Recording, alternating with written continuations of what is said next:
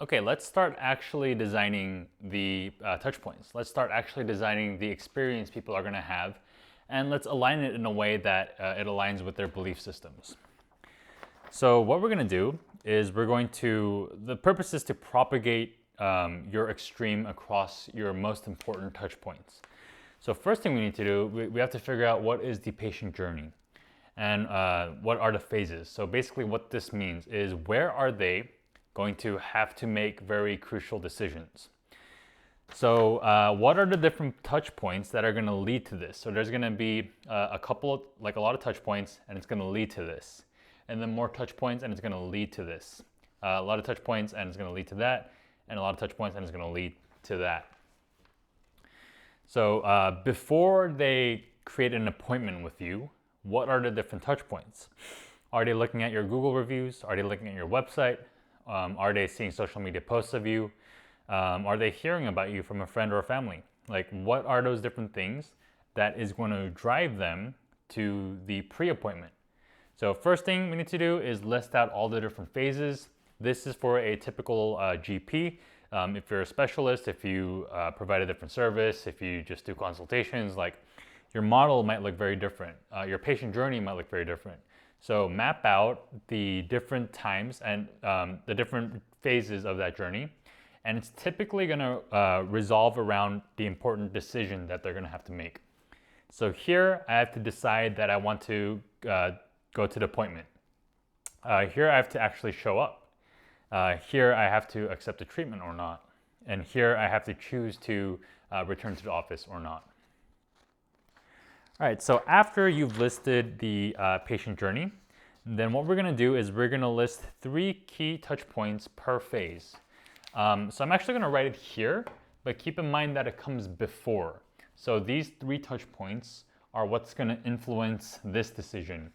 And it should say appointment, but I think you understand pre-appointment. It's suggesting that these touch points were before the appointment. These touch points were before the first visit. So let's get rid of this.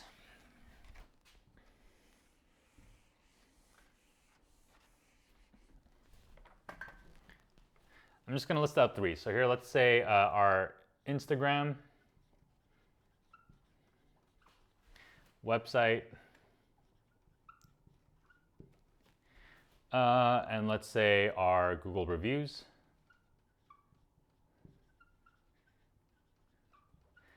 And I'll do one more. So let's do, for first visit, staff member, like a greeting with them. The touch point is going to be the waiting room.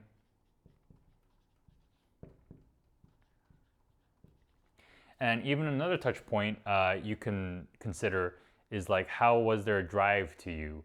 Of course, it's not your practice, but it's going to be how they experience your practice that we care more about.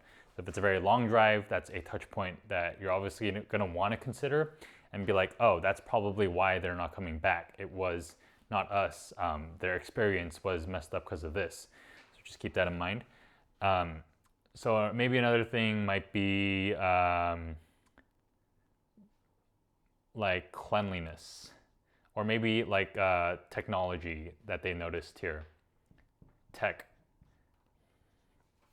Okay, so first visit, you can also probably change this to consultation. So how friendly the doctor was, how much time they gave you, how on time you were. All these different things are touch points. Okay, so now we're gonna go and ask, for each touch point, if we leaned fully into our chosen extreme, what would the touch point look like, sound like, or behave like? So you don't want to list every touch point and think of how are we going to make all these like super extreme. That's going to be too crazy. Like if you are too different, then the market doesn't follow.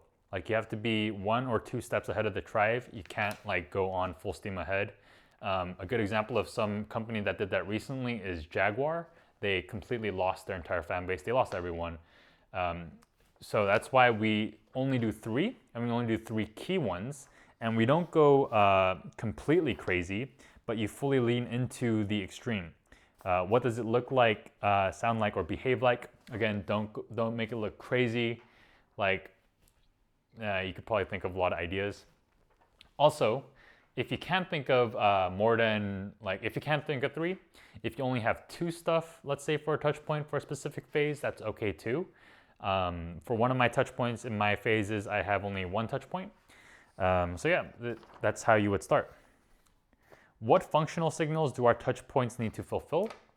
So if you say, let's say like we're leaning super into being a tech like forward practice, what if you don't have any tech? Like how is that gonna be a functional signal? And then finally, a consistency check. So after you write out all these and then do a change, is there any touch point where our chosen extreme disappears? So was there a touch point that just completely negates our differentiation? So like, let's say we're anti-tech for some reason. Is there an X-ray sitting like right in front of them? That's a touch point that negates your extreme. And then lastly, is there any touch point where we accidentally behave like the opposite extreme? So I think that the example I gave you, so that's what I mean by consistency. Yeah, so map out your different touch points, or map out your patient journey phase, map out the 3 key different touch points that you need at each of those stages, and see how you can tweak them to your extremes.